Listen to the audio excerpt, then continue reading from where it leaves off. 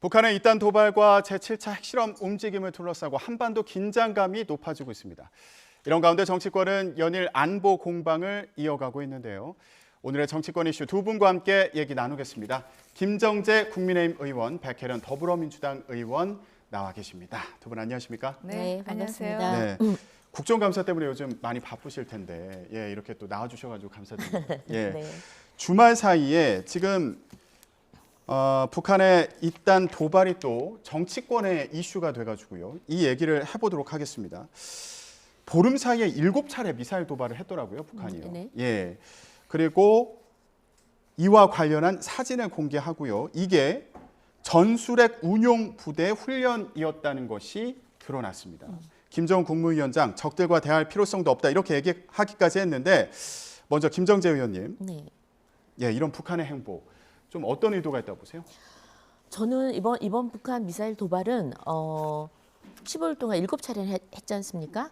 여기에 대해서는 이번에 한미일 저희가 대응하기 위해서 한미일 연합 훈련을 했는데 여기에 대한 어떤 보복성 훈련이다라는 것도 있고요. 두 번째는 또 북한 내부에 주민 결속용으로 또 사용하지 않았나 싶은데 가장 중요한 건 어제 그런 보도가 있었습니다만 실제로 대한민국을 타격하기 위한 그런 훈련을 직접 했다는 거 아닙니까? 김정은이 직접 참여를 했고요.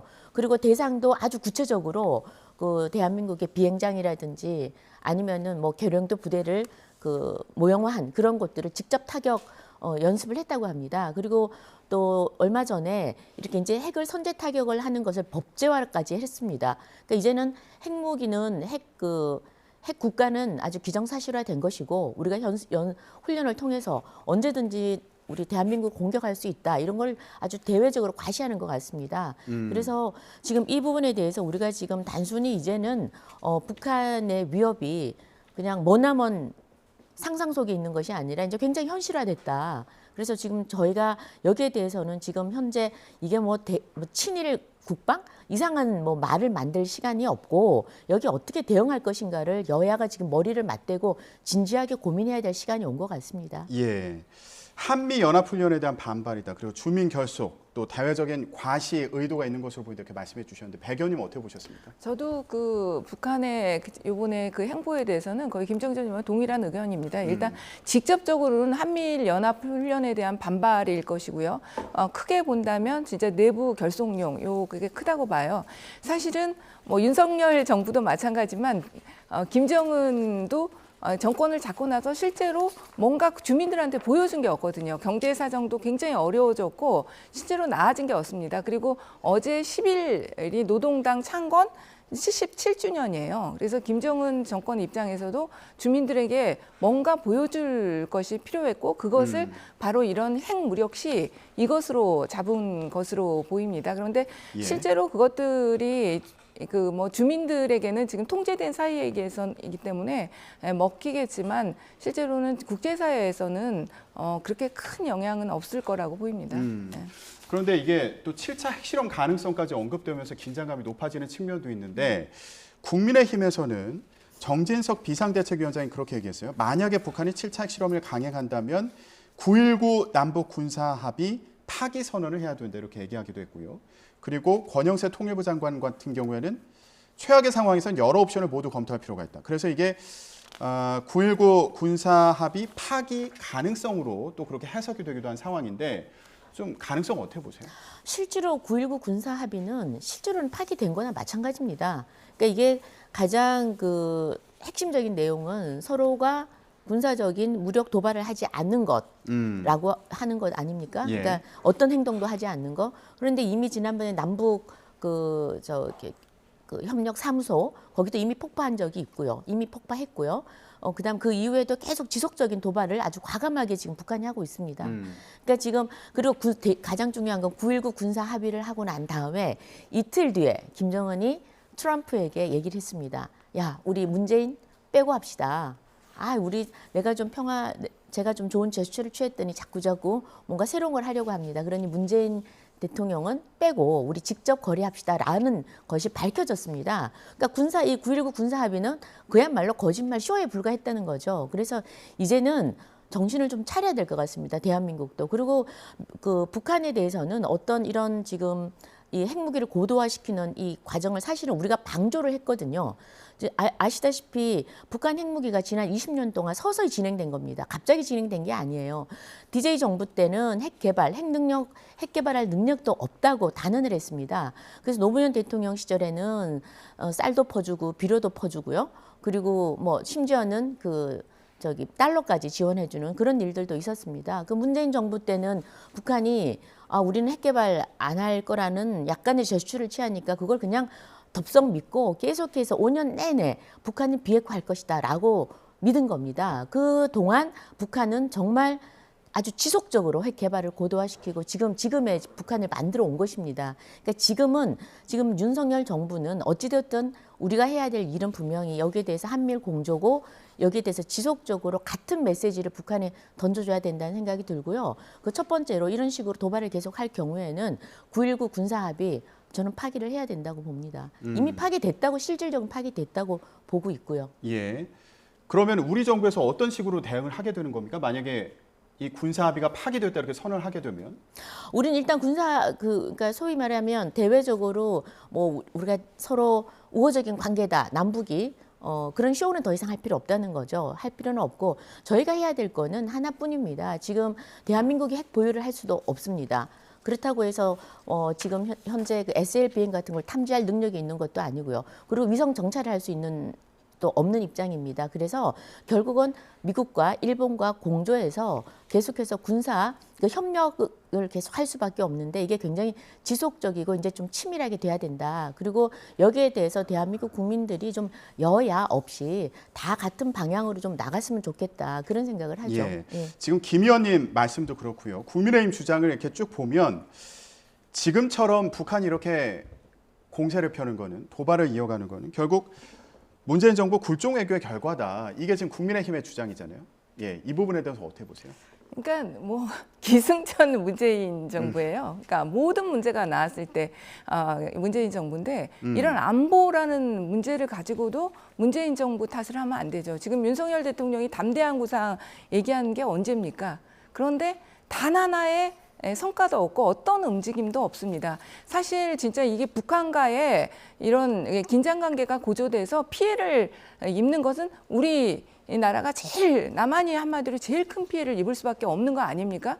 실제로 진짜 전쟁이 난다고 생각해 보십시오. 그 피해가 누구에게 가겠습니까? 사실 미국이나 일본 같은 경우는 한치 건너 일어나는 사태일 뿐이고 실제로 그 피해를 직접적으로 입는 것은 우리 대한민국입니다. 지금 러시아 우크라이나의 전쟁에서도 그 전쟁의 참혹상이 지금 이루 말할 수가 없는 거거든요. 어떻게든지 우리나라는 지금 전쟁을 막아야 되는 그런 상황에 있습니다. 그러면 윤석열 대통령께서 담대한 구상이라고 말씀하셨으면 뭔가 새로운 시각에서 좀 바라보고 북한과 물밑 접촉도 해볼 수 있으면 해보고 어떤 대안을 내놓으셔야죠. 지금 이렇게 갈 수밖에 없다.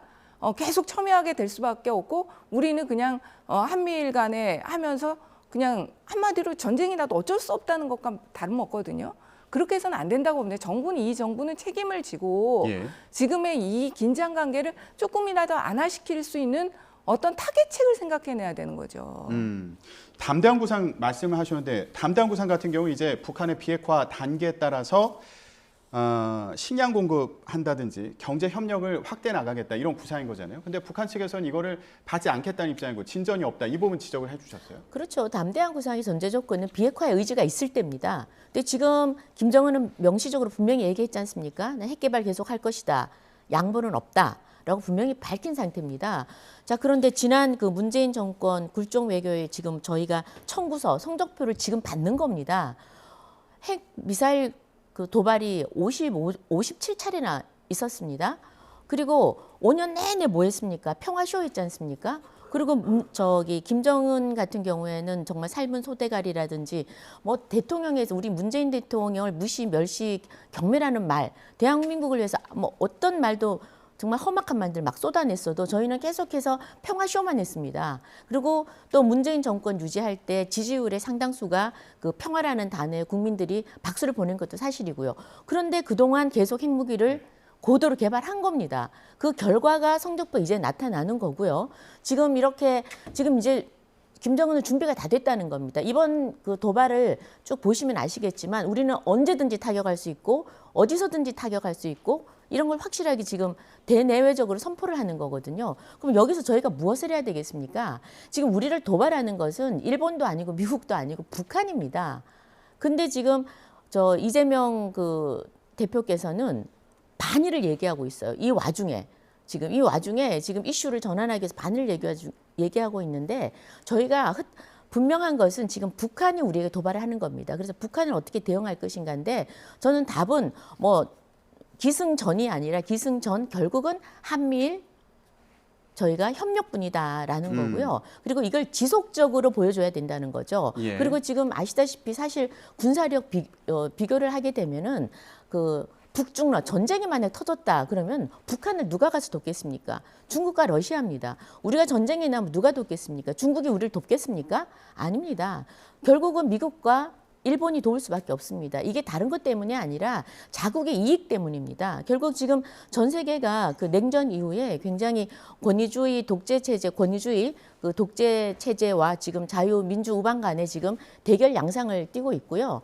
그렇기 때문에 지금 우리가 결국은 결속해서 뭐 양자가 대결한다 그러면 그게 설사 한반도라고 할지라도 물론 우리가 피해를 가장 많이 입겠지만 그런 피해가 결정적으로 가장 큰 피해가 나지 않으려고 그러면 사전에 결국은 협력을 통한 그 협력 강화, 군사 훈련 이런 것뿐이라고 저는 생각을 합니다. 지금 북한 대응을 위해서 일본과의 협력도 필요하다. 군사 훈련을 같이 할 필요성에 대해서 말씀해 주셨는데 북한 도발에 대응하자는데 왜 친일이라고 주장하냐 이런 말씀이시거든요. 이재명 대표가 친일 국방이라고 이제 강조를 하면서 논쟁이 붙은 상황인데. 일단은 예. 지금 저는 김정재 의원님 발언이 굉장히 위험한 지금 발언이라고 생각합니다. 진짜 우리나라는 항상 지정학적이 있기 때문에 중국에 대해서도 그렇게 극단적으로 관계를 설정해서는 지금 안 된다고 보거든요. 물론 중국이 북한과 더 연대할 가능성은 크다고 보이지만 여전히 우리나라와도 굉장히 긴밀한 지금 관계에 있는 상황이고요. 여러 가지 그 상황을 타개하기 위해서 노력을 해야지 지금 그렇게 규정지어서는 안 된다는 말씀 먼저 드리고 싶고요. 문재인 정부에서 평화쇼만 했다고 하는데요. 실제로 그 당시에 북한과의 관계가 굉장히 우리나라하고 우호적인 상태였죠. 실제로 그래서 우리나라의 어떤 그 전쟁, 안보 상태에 대한 그런 우려가 없었기 때문에 경제적으로도 굉장히 도움이 됐었습니다. 그런데 마지막에 그것이 미국과의 관계에서 잘 되지 않으면서 이런 상황이 됐는데요. 그러니까 그걸 평화쇼라고 말할 수는 없을 것 같고요. 그리고 우리가 하나 꼭 말씀드리고 싶은 게 안보와 군사협력은 구분해야 된다고 봅니다. 안보의 문제는요. 항상 한미일 여태까지 잘 이루어져 왔고요. 계속적으로 공조해야 됩니다. 그러나 군사협력은 다른 문제라고 봅니다. 일본 같은 경우는요, 지금 자위대가 정식 군대로 인정받지 못하고 있습니다. 네. 그런데 군사협력이라는 것 자체가요, 자위대를 정식의 군대로 인정하는 것과 같은 효과를 가져오게 되는 겁니다. 일본과의 군사협력이라는 것은요.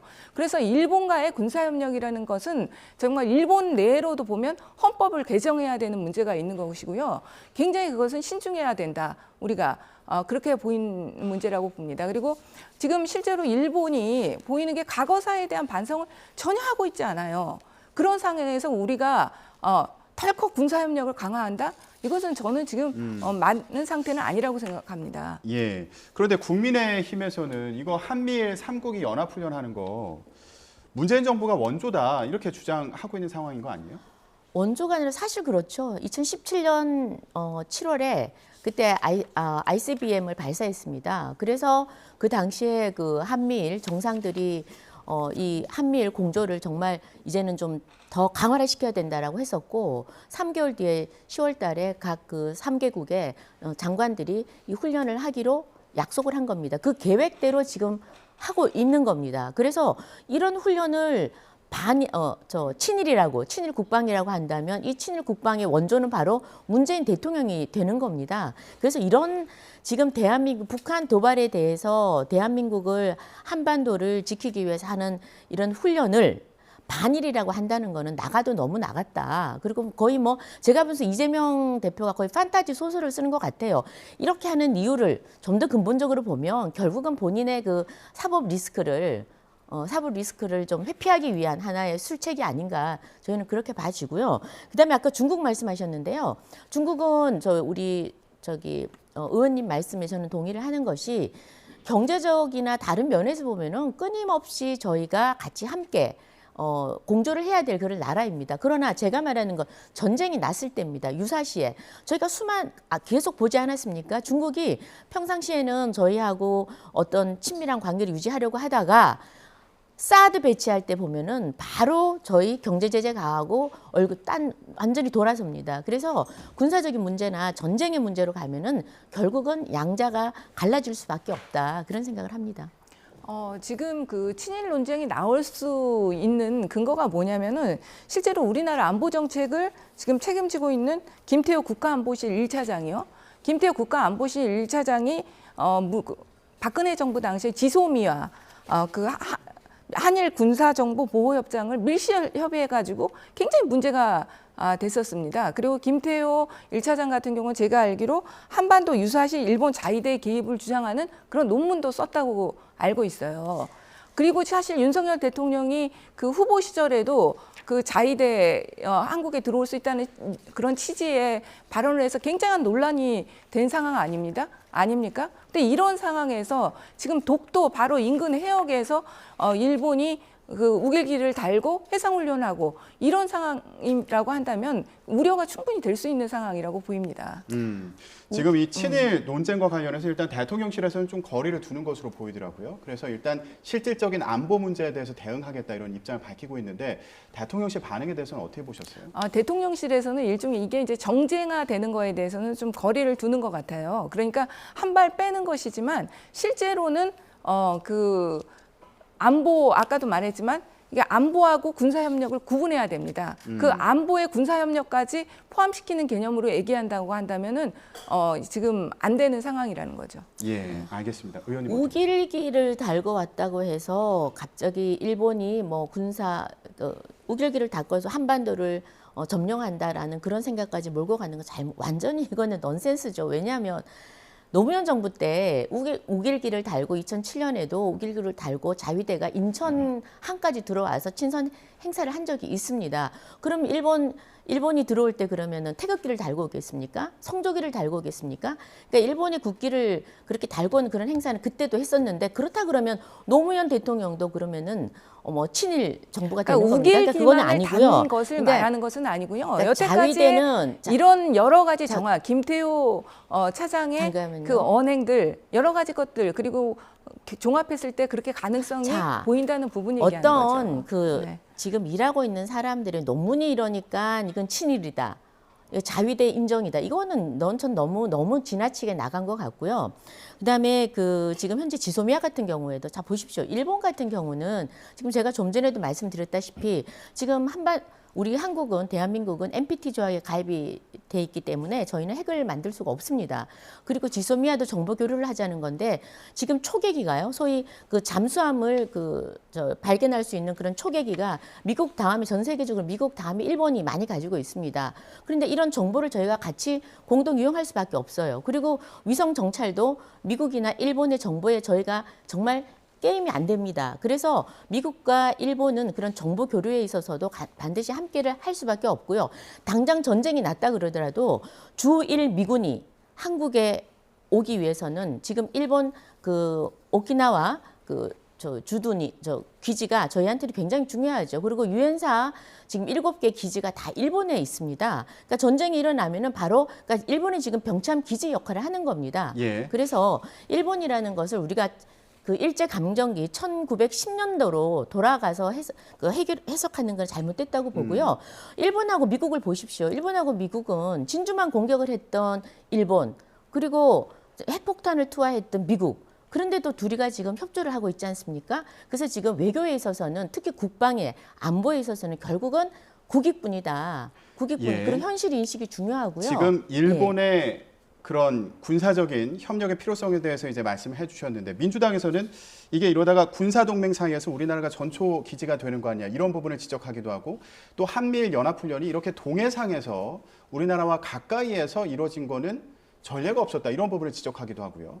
네, 그렇습니다. 지금 문재인 정부에서 이런 훈련이 이루어졌다고 이러는데 제가 알기로는 딱 한 번 이루어지긴 했습니다. 제주도 저 밑에 먼 해상에서요. 그러나 이렇게 전격적인 군사 훈련의 성격을 갖지 않았을 뿐만 아니라 실제로 이렇게 동해까지 가까운 곳에서 이렇게 훈련이 이루어진 것 이번이 처음이라는 말씀드리고요. 그리고 지소미아 협정 같은 경우는 사실 일본에서 굉장히 원하는 협정이었습니다. 사실 북한에 대한 정보가 일본이 많을까요? 우리나라가 많을까요? 우리나라가 당연히 많습니다. 더 여러 가지 우리나라 그리고 정보 능력에 대해서 굉장히 어떻게 보면 낮춰서 얘기하시는데요. 제가 알기로는 우리나라의 정보 능력도 상당한 수준에 이르러 있고요. 일본의 입장에서는 사실 이 SLBM이 직접적으로 이협이 되는 나라는요, 일본이에요. 일본과 미국이죠. 사실 SLBM 같은 경우는 우리나라에는 그렇게 큰 이협이 아닙니다. 우리나라는 어차피 사정거리가 그렇게 길지 않기 때문에 기존의 재래식 무기 가지고도 충분히 어떻게 보면 범위가 다 설정이 돼 있거든요. 그런데 SLBM의 가장 큰 이협을 느끼는 것이 바로 일본입니다. 그렇게 해서 일본의 입장에서는 우리나라와 정보보호 협정을 굉장히 맺기를 원했고요. 그런데 예. 이것이 밀실 합의 이루어졌다는 게 그때 당시 문제였고 그것을 주도했던 것이 김태호 1차장이었다는 겁니다. 예. 그리고 김태호 1차장이 지금 국가 안보와 관련한 애교 문제를 괜히 실질적으로는 다 좌지우지하고 있다고 그렇게 얘기가 많이 나오고 있는데요. 이런 상황에서 그 논문에서 일본 자위대가 우리나라에 들어올 수 있다 이런 논문을 썼던 사람이 그런 정책을 모두 좌지우지한다고 한다면 우려가 될 수밖에 없는 거죠. 예, 하나만, 알겠습니다. 마지막으로 하나만. 예, 간단히 말씀하시죠. 지금 독도를 자꾸 강조를 하는데요. 이번 훈련했던 장소는 독도에서 185km 떨어진 데고 일본에서 본토에서 더 120km로 더 가까운 곳입니다. 그렇게 그거 가지고 독도를 자꾸 얘기하면 일본보다 훨씬 가깝다는 말씀을 드리고요. 그다음 정보에 관해서는 지금 한국이 이번에 그 저수지에서 발사한 그 SLBM도 예. 이것도 우리 정부 당국에서는 사실은 제대로 추정을 못했습니다. 이것도 우리가 이스칸데르다 이래가지고 결국은 이걸 잘못했는데 저희가 지금 정보를 파악하는 데 있어서 원점 타격을 하기 위해서는 정확하게 그 발사지를 알아야 되는데 거기에 대해서도 저희가 사실은 오판을 하는 경우가 많습니다. 그래서 아직까지 저희는 지금 지난 5년 동안 너무나 이런 부분에 대해서 약화가 된 거죠. 국방력이. 그래서 좀 더 보충을 해야 될 것 같다는 말씀도 드립니다. 네. 마지막으로 혹시 하실 말씀 있으세요? 한 말씀만 그거는 하시죠. 이제 그래서 일본이 그런 능력을 갖고 있나요? 제가 볼 때 일본 아니, 아닙니다. 일본- 미국이죠. 미국과의 공조는 우리가 항상 중요하게 생각했고 지금도 예. 되고 있습니다. 알겠습니다. 오늘 여기까지 듣겠습니다. 일본과의 군사훈련 두고 지금 두 의원님께서 치열하게 공방을 벌이셨는데 국회에서도 한반도 정세를 둘러싸고 치열한 공방이 계속 이어지고 있습니다. 오늘도 이 얘기가 계속될 것 같은데 오늘 이 자리에서 얘기는 여기서 마무리하도록 하겠습니다. 김정재 국민의힘 의원, 백혜련 더불어민주당 의원이었습니다. 두 분 고맙습니다. 네. 감사합니다.